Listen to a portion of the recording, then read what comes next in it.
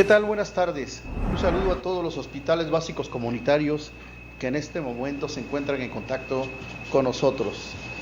En esta ocasión, de este día 7 de junio del 2018, hablaremos de un tema bastante importante.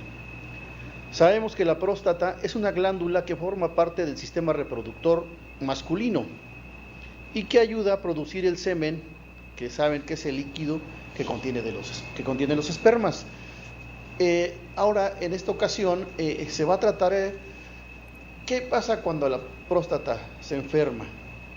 Hablaremos de enfermedades prostáticas.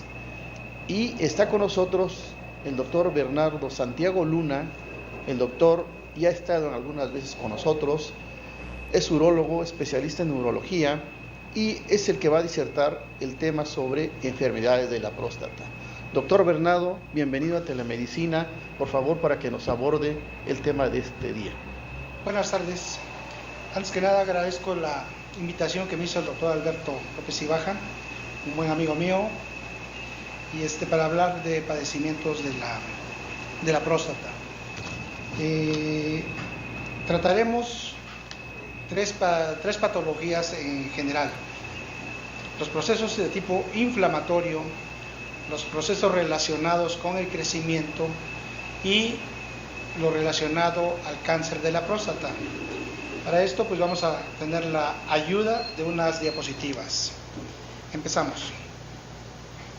La próstata es una glándula con forma de cono invertido situada en la pelvis, por detrás del pubis y por delante del recto.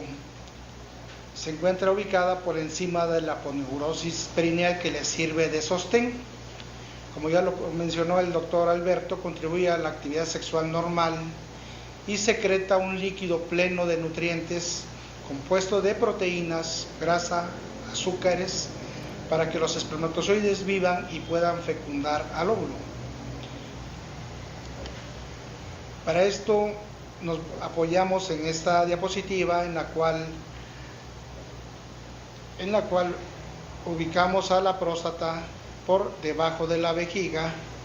A través de ella pasa la uretra para lanzar o emitir la orina hacia afuera, o bien al semen también hacia el exterior.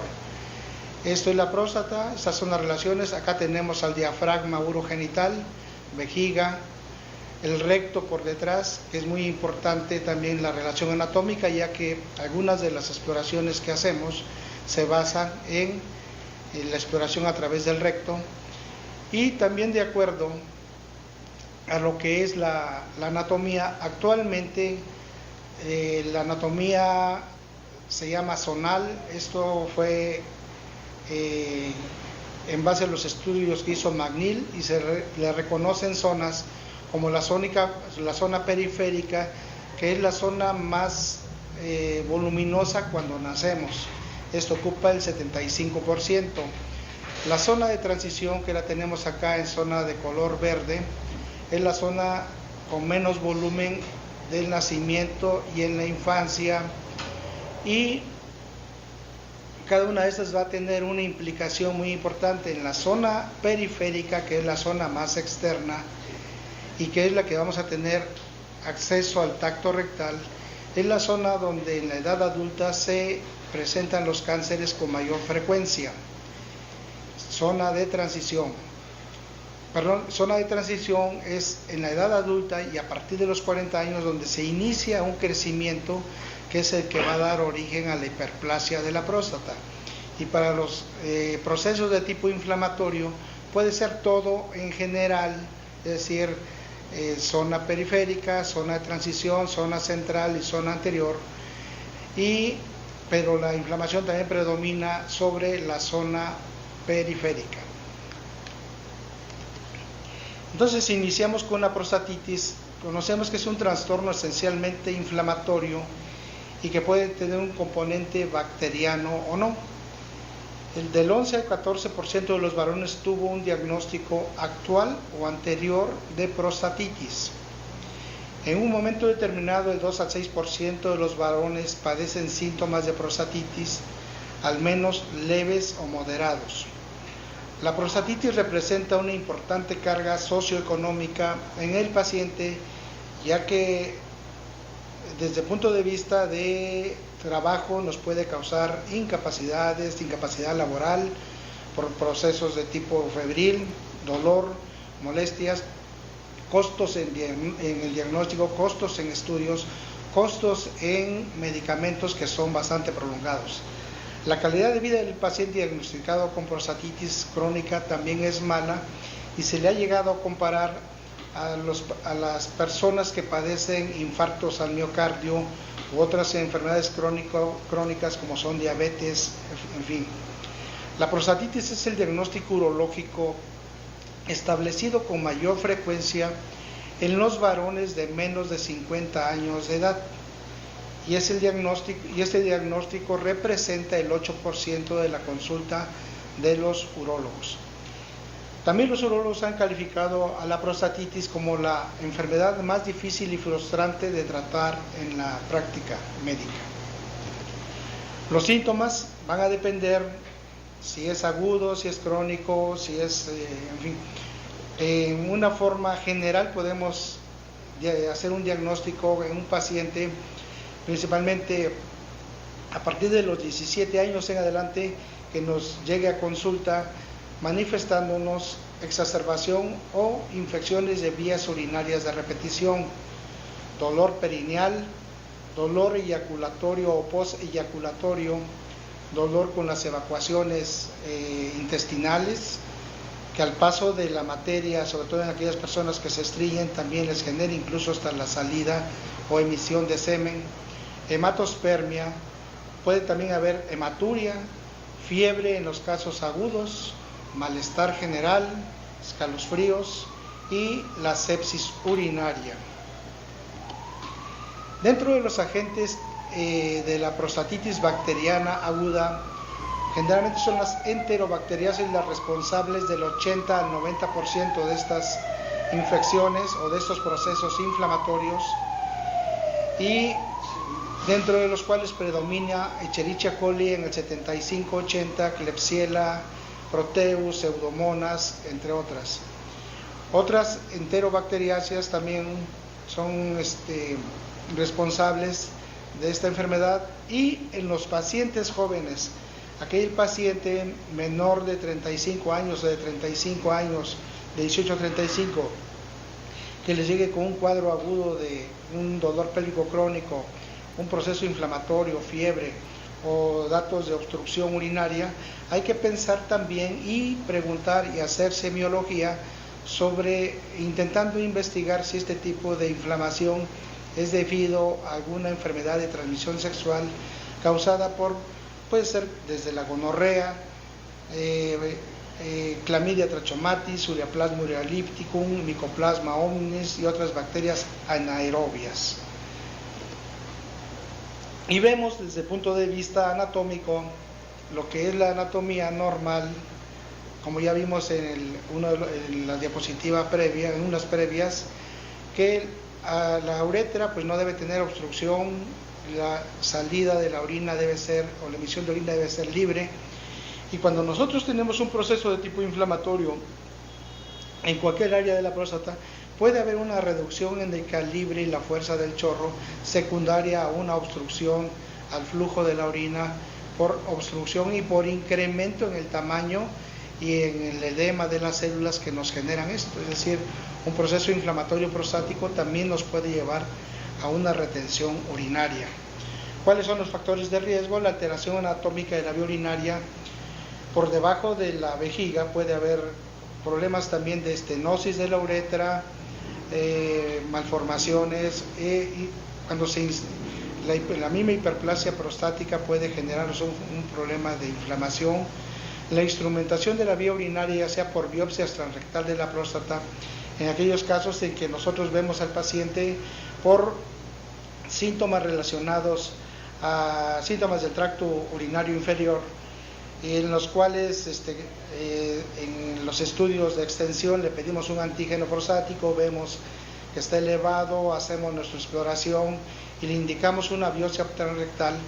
Esta biopsia, a pesar de que uno prepara al paciente con antibióticos, enemas, puede generar también un problema de tipo inflamatorio y el paciente llegándose incluso en retención urinaria o en una sepsis.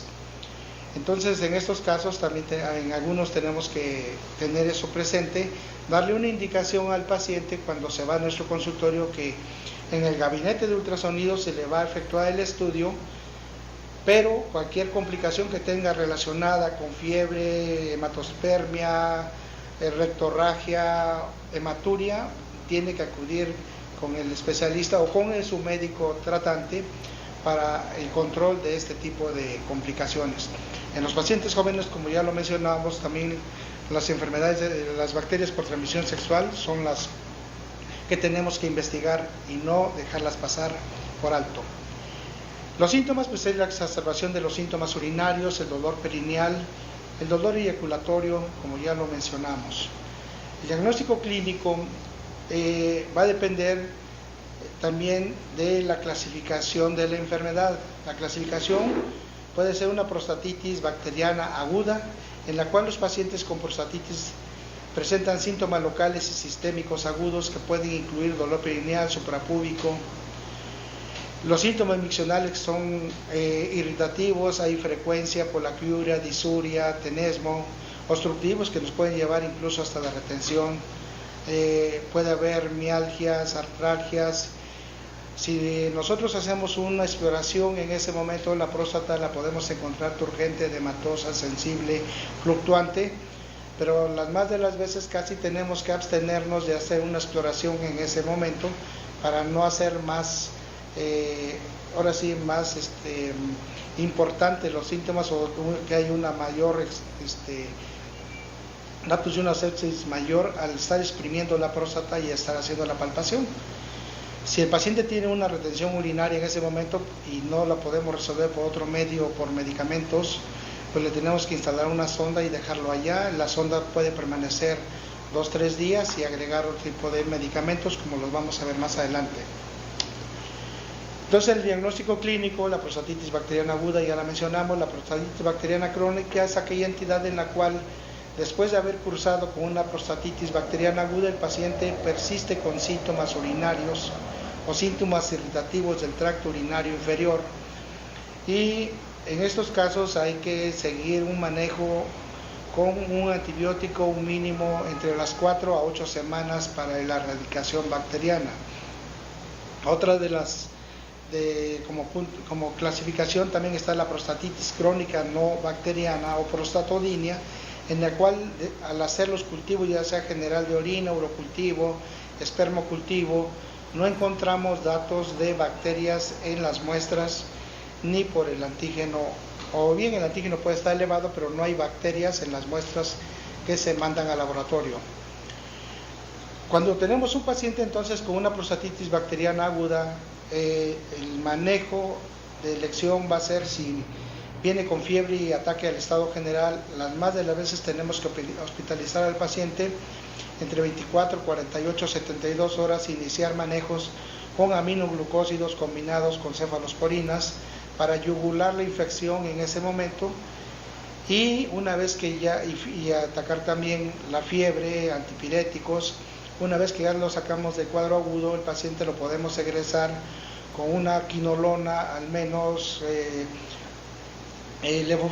se sugiere levofloxacino o alguna quinolona por un mínimo de 28 días, y a los 28 días cambiarlas por trimetopril con sulfamethoxazol, la dosis de 800 sobre 160 miligramos por otros 28 días, para que no tengamos los problemas de las recidivas o la cronicidad en estos casos. Una vez que ya se trató y si en ese momento el paciente cursó con un antígeno elevado, pues hay que tomar un nuevo control para ver que también ya haya habido descensos en el mismo e indicarle, pues si ya tiene más de 40 años, otro tipo de seguimientos para detección de cáncer, o bien la revisión anual en el caso de la hiperplasia prostática. Pasamos ahora al tema de la hiperplasia prostática. Tenemos que preguntarnos, ¿cuándo empieza a crecer la próstata? Por lo general es alrededor de los 40 años. Hasta ese tiempo nosotros podemos tener la próstata alrededor de los 20 centímetros cúbicos. Si tomamos en cuenta que al nacer nuestra próstata tiene el tamaño de se menciona de una almendra, posteriormente va creciendo. A los 40 años nos llega a tener el tamaño de una castaña, o bien yo la comparo con las nueces una nuez, se me fue el nombre, pero es un volumen aproximado de 20 centímetros cúbicos. A partir de ese momento y por influencias hormonales, específicamente la próstata es uno de los órganos que depende para su crecimiento y mantenimiento de los andrógenos que se producen en los testículos. Entonces, en ese tiempo y por acción de la conversión de la testosterona a 5-dihidrotestosterona, que es un metabolito más potente, empieza un crecimiento, como lo habíamos mencionado, en la zona de transición de la próstata, que es la zona pequeña, pero que ahora en ese tiempo es la que más va a crecer. Y estas células o estas glándulas prostáticas se localizan alrededor alrededor de la uretra, que es donde se inicia este crecimiento. Y a los 50 años el 20% de los hombres tienen la próstata crecida. A los 70 años, el 50% vamos a tener un aumento, el 50% de los varones vamos a tener un aumento, y a los 80 años el 80% se le va a manifestar también, ya sea clínicamente o no, o bien por tacto, por ultrasonidos, pero va a haber un crecimiento.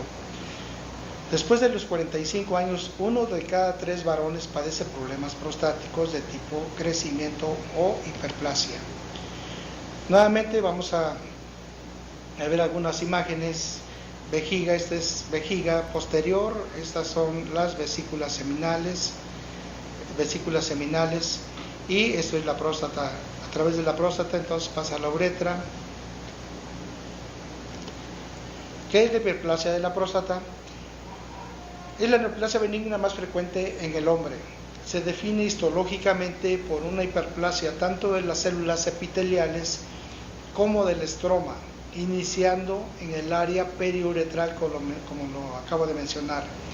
Con la edad, múltiples nódulos hiperplásicos crecen, se unen y comprimen al tejido normal contra la cápsula prostática.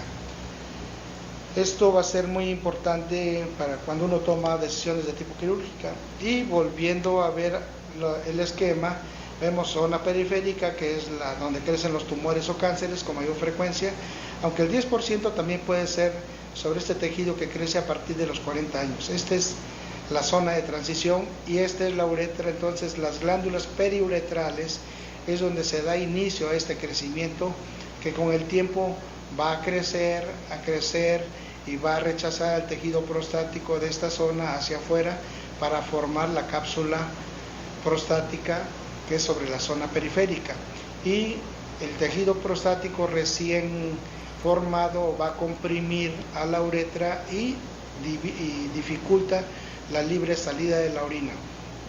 Si vemos este dibujo en anteroposterior, pues vemos la cápsula, la zona de transición, que es esto, que está sobre esto, la zona central, que está de color rosa, y la zona de transición que corresponde a esto. Esta es la zona donde se origina estas glándulas alrededor de la uretra, que es este elemento, es donde se inicia el crecimiento de nuevos nódulos hiperplásicos que van a causar la obstrucción.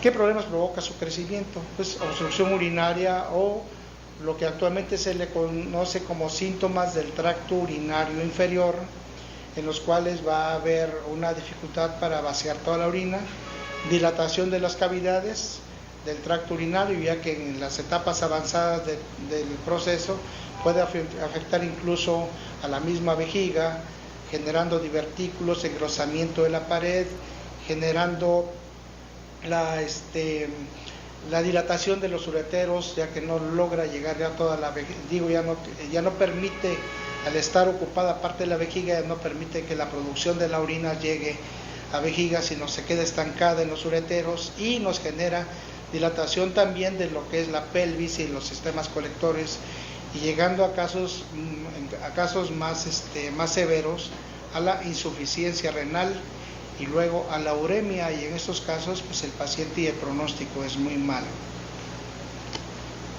¿Cuáles son los factores? Pues el primero es la edad. La hiperplasia no es del joven, es de la persona, como lo mencionamos, de 40 años en adelante. Se debe también a una disfunción vascular, también en los pacientes diabéticos esto se puede presentar con más facilidad. Pacientes portadores también del síndrome metabólico tienen un alto riesgo de padecer hiperplasia, al mismo que la obesidad, el sedentarismo. La enfermedad cardiovascular es otro, las condiciones inflamatorias y el hipogonadismo, en donde el principal mecanismo lo genera la baja de testosterona. Los síntomas son los síntomas del tracto urinario inferior y se pueden considerar también de vaciamiento u obstructivos, en los cuales encontramos que el paciente orina con mayor frecuencia, que es la poliuria, la nicturia, que es la presencia de orina en 1, 2, 3 o más veces por la noche. Tenemos casos de pacientes que ya no duermen por estar todo el tiempo en el baño. Normalmente uno, al irse a planear ya dormir, vaciamos la vejiga y nos tenemos que levantar ya hasta el día siguiente, y en estos casos esto no se debe hacer por la frecuencia un poco residuo que tengamos ya nos está generando una sensación que nos corta el sueño y nos obliga a levantarnos a orinar. La urgencia, que es la necesidad de ir con cierta premura si no sentimos que nos gana, o en algunos casos hay hasta incontinencia de urgencia. El dolor vesical, que es el malestar suprapúbico continuo, cuando la vejiga se va llenando, o bien que también nos puede dar datos de una retención urinaria. Y aquí esquematizado pues los síntomas de tipo obstructivo, que es el retraso para iniciar la micción, disminución del calibre y la fuerza del chorro, y lo que antes uno vaciaba en forma pronta pues se prolonga.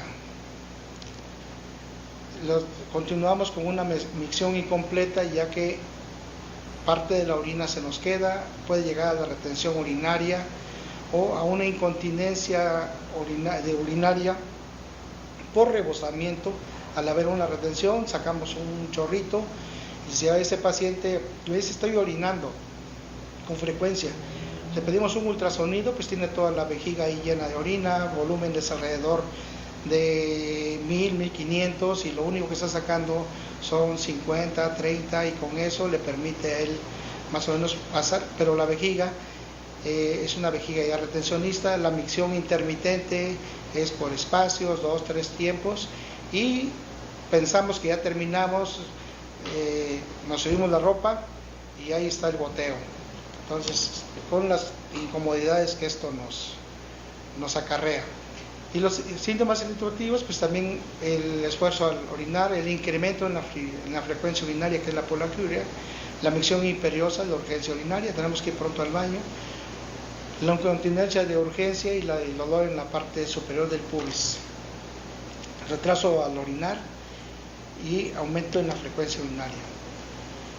Para valorar al paciente, pues tenemos que hacer una correcta historia clínica, edad, y los factores que ya habíamos que ya habíamos mencionado anteriormente, que nos predisponen a eso, peso, desde la historia del sueño, la sexualidad, cómo andamos, si tenemos apetitos, si ya no, porque todo eso nos va a hablar de cómo se encuentran también nuestros niveles de testosterona, de otras enfermedades como ya los mencionábamos, síndrome metabólico, obesidad, y qué tratamiento médico es el que estamos llevando.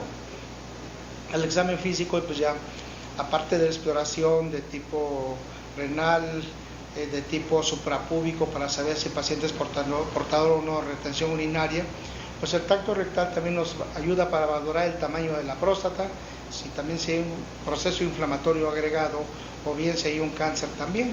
Dentro de los laboratorios, pues la química sanguínea nos va a ayudar para ver si el paciente es portador o no, en ese momento ya de una falla renal, cómo se encuentran los niveles del antígeno prostático, los cuales pueden estar también elevados por crecimiento, elevados por inflamación o bien elevados por cáncer. Si hay alguna sospecha de cáncer, pues pedimos también agregado lo que es la fracción libre del antígeno prostático, y como ultrasonido y de apoyo, pues también el ultrasonido renal, pélvico y una uroflojometría cuando se haga necesario. ¿Qué opciones tenemos de tratamiento? Pues en los casos leves hay actualmente los síntomas, unas tablas que son los síntomas para evaluar este tipo de enfermedades, de los cuales se clasifica en leves, moderados o severos, y eso se da por puntos, y de acuerdo así es un síntoma, si son síntomas leves, llenando este cuestionario que se llama IPSS, si es una puntuación hasta 7, pues se clasifica como síntomas leves, y nosotros podemos proponer como terapias la observación o un tratamiento médico cuando lo amerita el paciente. Si los síntomas son de 8 a 19, que es ya moderado, entonces aparte de la observación podemos instituir un tratamiento médico a base principalmente de alfa bloqueadores o bien inhibidores de la 5-alfa reductasa, nombres comerciales tamsulosina como alfa bloqueador, el cual se inicia un tratamiento de 1 a 2 meses, y la terapia con finasteride o dutasteride puede prolongarse 1 año o 2 años, pero inicialmente también pueden asociarse la tamsulosina con la finasterida o dutasteride, 2 meses con el tratamiento de tamsulosina y posteriormente continuar con esas. Si hay una buena respuesta, el paciente nos va a decir, nos los va a manifestar, va a llegar contento, nos va a decir, y uno lo puede continuar. Pero si no hay una respuesta adecuada, pues ya podemos entonces indicar otro tipo de tratamientos, como serían las intervenciones. De los síntomas severos, por ejemplo, si el paciente ya nos llega con una retención urinaria, datos severos de una uropatía obstructiva, y si sus condiciones son buenas, pues podemos proponer inicialmente la RTU. En eso ese tratamiento médico ya lo probamos, ya vimos que no nos dio resultado. Entonces los datos severos, si él viene con una creatinina incluso de 5 o 6 o sus condiciones no son muy buenas, pues instalamos una sonda, esperamos 2 semanas, repetimos los estudios de química sanguínea y electrolitos, y si el paciente está en condiciones y su valoración en general no nos permite, pues lo sometemos a una RTU o bien a una cirugía abierta si el volumen de próstata es mayor de 80 centímetros cúbicos. Y ya de última, pues vamos a abordar lo que es el cáncer de la próstata. El cáncer de la próstata es una proliferación celular anárquica, incontrolable y excesiva de las células prostáticas. Normalmente la proliferación celular de nuestro organismo está ordenada y tiene un control. Las células muertas son reemplazadas por nuevas células vivas y así sucesivamente. Esto se le llama apoptosis. Y a la inversa, el cáncer se caracteriza por una proliferación anárquica, incontrolada y excesiva de células. El desarrollo celular está influido por factores diversos. En el caso de la próstata, el crecimiento celular normal o canceroso depende particularmente de una hormona masculina que es la testosterona. La diseminación de las células cancerosas. El cáncer de próstata inicia con la transformación cancerosa de un pequeño número de células prostáticas.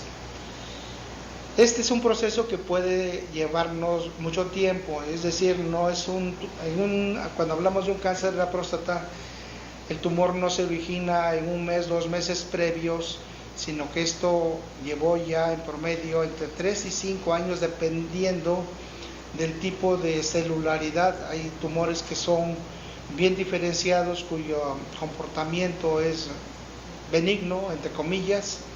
Otro, el moderadamente diferenciado, que es un término entre lo bueno y lo muy agresivo, y el indiferenciado, que es el muy agresivo. Si a esto le ponemos números, existe una clasificación que se llama de Gleason.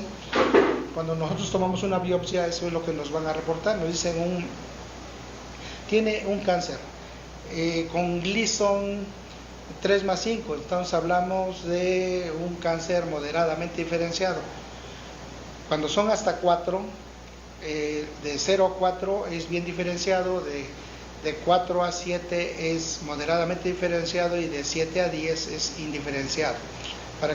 Entonces, antes más se acerque a 0 un tumor o una diferenciación celular, es de un comportamiento mejor. Si estamos en un término medio, pues es mediano, y cuando hablamos de un 8 a 10 o de un indiferenciado, como era la clasificación antes, ahí estamos hablando de un cáncer es muy agresivo. Esto generalmente, cáncer muy agresivo, en términos generales lo vamos a ver en personas más jóvenes, es decir, entre los 45 a 65 años, siempre este es su comportamiento. Entonces, volviendo a los tipos de crecimiento, para que un tumor o un cáncer se nos manifieste como un nodulito de 3 a 4 milímetros, esto ya pasó un tiempo en promedio de 1 a 1.5 a 2 años. Para que ya se nos manifieste un nódulo de 1 centímetro, pues llevó otro año por allá por el promedio. Entonces, cuando nosotros vemos un paciente ya con un tumor ya muy franco, pues esto se llevó un mínimo de unos 5 años. Entonces, nosotros tuvimos un tiempo suficiente para haber hecho un diagnóstico adecuado o correcto. Sabemos de antemano que un cáncer, por la localización que ya vimos que está en la zona más externa, prácticamente nunca nos va a dar una molestia de dolor, retención, nada, salvo cuando ya está en una etapa avanzada. Entonces, tenemos que apoyarnos en estudios, como vamos a ver y como ya lo empezamos a mencionar, con el antígeno prostático, con el tacto rectal, con el ultrasonido transrectal en los casos de sospecha, para poder hacer un diagnóstico adecuado y certero y oportuno también. Entonces, cuando un tumor crece, puede alcanzar la cápsula de la próstata y atravesarla, que eso lo estamos viendo, es una fractura de la cápsula, y eso lo vemos ya en las etapas, en una etapa T3, por ejemplo, como vamos a ver en la clasificación. En ciertos casos, las células cancerosas pueden diseminarse hacia los ganglios linfáticos. Nosotros, el drenaje linfático de la próstata está hacia los ganglios que se encuentran en la fosa obturatriz. Uno de los primeros sitios quirúrgicos en abordar es justamente cuando tenemos un tumor que consideramos órgano confinado, con un antígeno bajo, y que al tacto sea de un solo lóbulo. Independientemente de eso, el proceso lo iniciamos con lo que se llama una linfadenectomía, y justamente vamos a ir a la fosa obturatriz a buscar estos ganglios para mandarlos a un estudio histopatológico. Y si en el estudio postoperatorio nos dicen o en el estudio transoperatorio también nos dicen que hay un ganglio positivo, pues podemos ya no seguir con el proceso planeado, ya que el objetivo de una prostatectomía radical es curativa, y en este caso, al haber un ganglio fuera de la próstata, tenemos que reconocer que la enfermedad ya no era órgano confinada, y entonces el paciente tiene que recibir otro tipo de tratamiento. Entonces, a través de la red linfática se propaga este tumor, y hablamos de metástasis en el cáncer de la próstata. Los huesos son los principales órganos blancos de las metástasis, y esto es también por vía linfática, esto no es por vía hematógena. Y los principales huesos que vemos que se comprometen inicialmente son los ilíacos y la columna lumbar. Nuevamente vamos a aprovechar el dibujo: uretra, la zona central, que es donde crece el lóbulo medio, la zona de transición, que es la que da origen a la hiperplasia en el adulto ya mayor de 40 años, y la zona periférica. En esa zona periférica es donde se originan los cánceres, nuevamente lo menciono, en el 90% de los casos.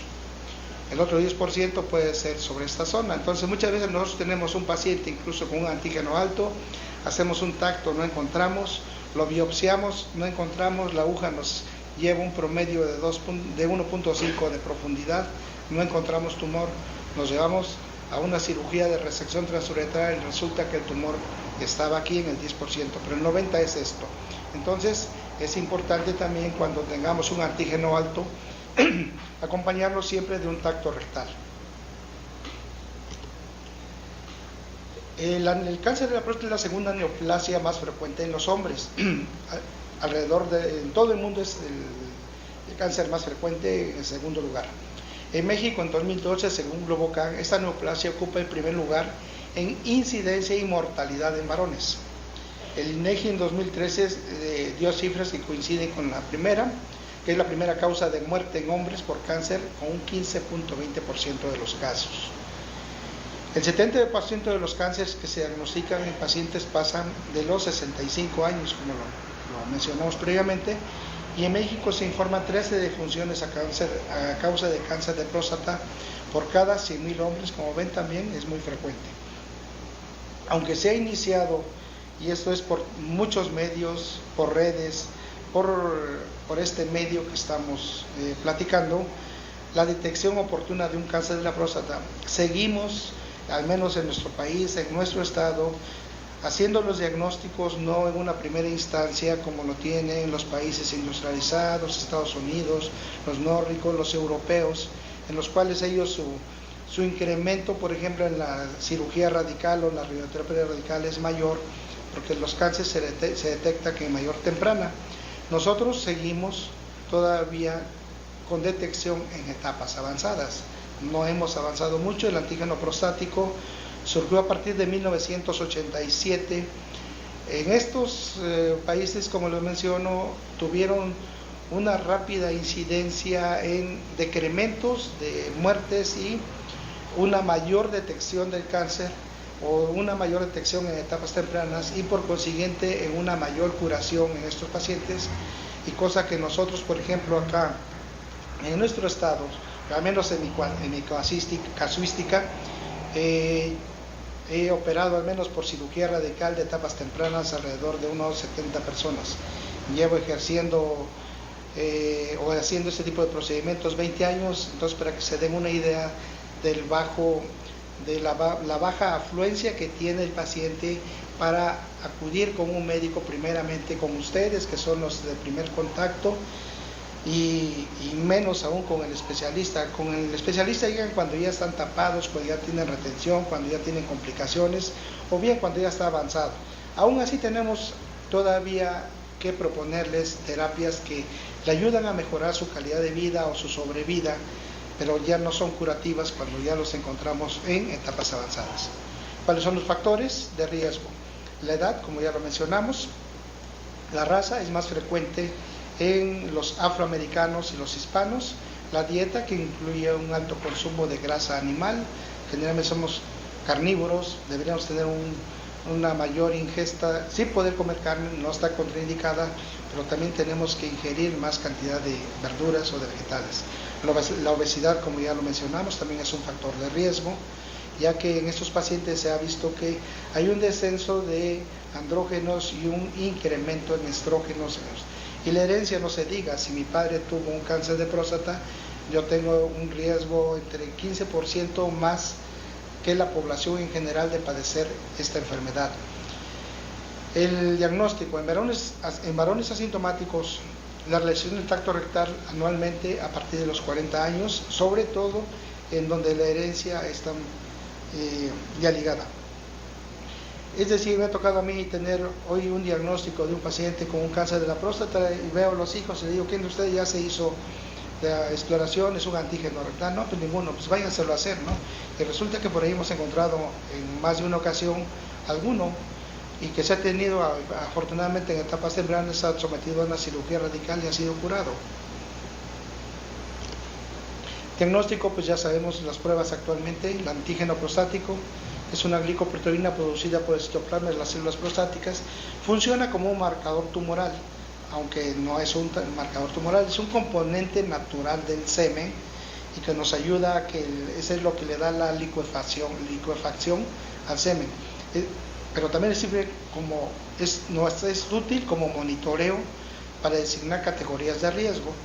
Y si, por ejemplo, ya hicimos una cirugía radical, y es la única forma que podemos darle también un seguimiento en el paso del tiempo, siempre manteniendo niveles bajos o niveles muy bajos, cercanos a 0, 0,4 es el valor máximo en un paciente sometido a cirugía radical o a radioterapia radical, y cuyo pronóstico, si se sigue manteniendo, es bueno si se mantiene bajo. En un paciente que ya le hicimos una cirugía de arqueectomía por cáncer avanzado, pues también nos sirven los niveles. Si encontramos un paciente con un antígeno prostático inicial de 50 y posterior y a los 3 meses tenemos que está en 5, 4 o va bajando, y pues el pronóstico también, o al menos en ese tiempo, mientras los receptores de tipo androgénico no duran o no sirven, su pronóstico es bueno y va con con buen tratamiento. La historia natural es muy variable, como ya lo comentamos, debido a que hay diversas variantes o celulares que son los de bajo grado y que tienen un curso pues indolente. Son aquellos que pueden llevar un crecimiento de muchos años hasta hacerse manifiestos, y aquellos tumores muy pequeños que incluso uno los detecta como del tamaño de un arroz o un frijol, y en los cuales cuando uno lo ve ya es una enfermedad que en 5 o 6 meses nos puede dar metástasis y muerte además, ¿no? Entonces son muy agresivos. Y la evolución, cuando esos tumores son localmente invasivos, se diseminan hacia el cuello de la vejiga y las vesículas seminales. La penetración de la cápsula hacia el espacio perineural o vascular ocurre relativamente tarde, pero cuando aparece y cuando nos diagnostican esto en una etapa, cuando uno manda histopatológico, una pieza quirúrgica, eso también no es de buen pronóstico. La diseminación es lenta y principalmente hacia los huesos cuando es un bien diferenciado o moderadamente, pero cuando es un indiferenciado puede incluso dar actividad local en una forma pronta.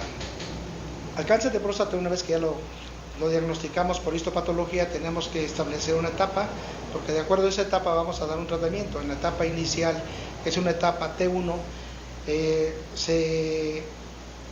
se diagnostica como una enfermedad en la cual clínicamente el paciente no tiene ningún dato. Nosotros le efectuamos un tacto rectal, está la próstata normal, hacemos un ultrasonido transrectal, no nos da datos. Sin embargo, el antígeno prostático también puede estar normal. Sin embargo, si este paciente nosotros en un determinado momento lo sometimos a una resección transuretral, encontramos a veces un tumor en esa zona, pero no tenían los síntomas. Entonces, este es un paciente en el cual podemos vigilarlo, o bien si el número de focos rebasan los 5 a 10, también es un candidato a una prostatectomía radical. Ya si tenemos una etapa 2, ya es un tumor que es clínicamente palpable, es decir, por tacto rectal, y si es un 2B, el tamaño ya es más crecido, localizarlo a un lóbulo. El T2 también es un solo lóbulo, pero con un tamaño mayor, y el T2C es cuando tenemos ya los 2 lóbulos de la próstata involucrados, pero como pueden ver, la cápsula está íntegra y no hay invasión a vesículas seminales.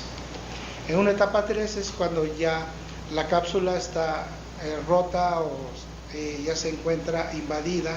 Entonces aquí vemos al tumor, todavía lo palpamos, lo tocamos, pero todavía no, en esa etapa 3B no nos da invasión ni a cuello ni a las vesículas seminales. Y en una etapa 3C pues ya irrumpió vesículas seminales. Siguiendo la etapa 4, pues es un tumor ya en la cual ya no está confinado a la próstata, ya la cápsula está rota, ya hay invasión a otras estructuras, en este caso a los huesos de la pelvis, a los ganglios, o bien al cuello de la vejiga, como se ilustra en el esquema. Y ya por dibujos, pues vemos acá en la etapa temprana, que es un nódulo muy pequeño localizado a un solo lóbulo, y resto de la anatomía prostática normal. El estadio 2, que es todavía uno o los 2 lóbulos, pero con respeto a las estructuras vecinas, vesículas seminales, recto, cuello de la vejiga, toda la zona, la cápsula íntegra. Y el estadio 3, cuando vemos que ya la cápsula se rompió y hay una disrupción, hay localización a los órganos vecinos, en este caso pared del recto, vesículas seminales. Puede haber también ya alguna localización a lo que es el cuello de la vejiga. Y la etapa 4 pues ya es un tumor ya grande, que incluso nos falta aquí nada más agregar huesos, todo para ver metástasis por otros sitios, ver vesículas seminales, pared del recto tomada, invasión a otras estructuras, incluso aquí hasta, en este caso ya al pene, al cuello de la vejiga, a la misma vejiga.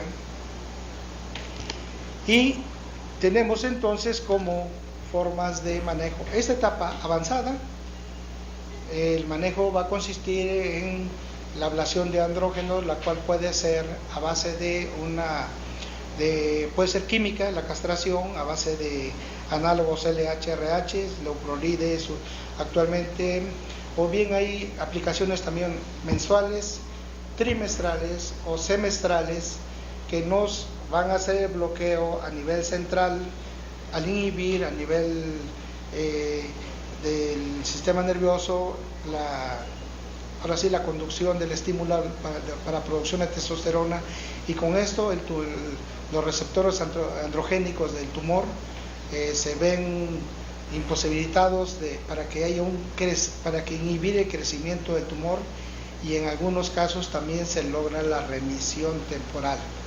Si vemos en una etapa como esta, que es una etapa 3, aquí es una de las etapas más difíciles de decidir en cuanto al manejo.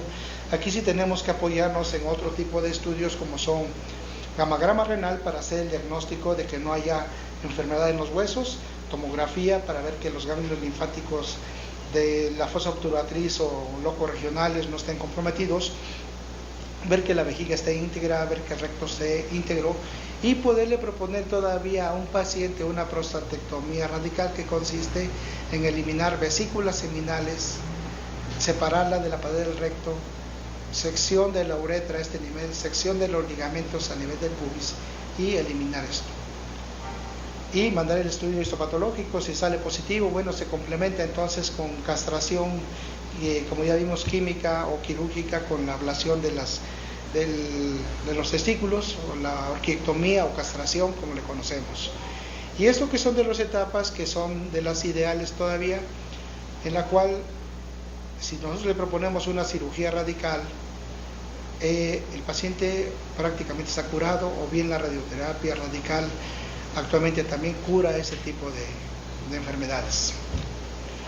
Pues con esto concluimos, y le doy la palabra al doctor Alberto López Ibarra. Pues doctor Bernardo Santiago Luna, pues hemos tenido la oportunidad de escucharlo y ver su tema, bastante interesante. A los médicos de los hospitales básicos comunitarios, el tema va a quedar grabado para que ustedes lo puedan volver a checar, a revisar, y cualquier duda pues hacérnosla llegar acá a Telemedicina. Doctor, por último, ¿dónde estará su domicilio particular de su consultorio? Se ubica en el tercer piso del Hospital Médica 2002. La dirección es Emiliano Zapata, número 316, Colonia Reforma. En la clínica 2002, ¿verdad? 2002, tercer piso.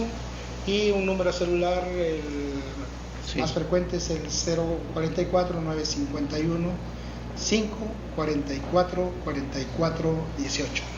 Perfecto. También si hay alguna situación de dudas con algún paciente, con el antígeno prostático, con exploración, y si en un determinado momento requiere de un apoyo, con honestidad y sin costo alguno, me lo pueden enviar al consultorio con una nota por parte de ustedes. Les respondo a través de esa nota cuál fue la respuesta a la exploración o la indagación, y las probabilidades de manejo que deba recibir el paciente. Correcto, doctor. Pues muchas gracias. Ahí está, doctores.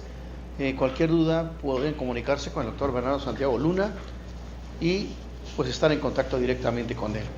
Agradecemos su participación en este día, y doctor, pues muy agradecido que esté con nosotros, y obviamente vamos a estar ahí con otros temas posteriormente. Bueno, sí. Muchas gracias. Buenas tardes. Buenas tardes. Hasta luego. Gracias por su atención.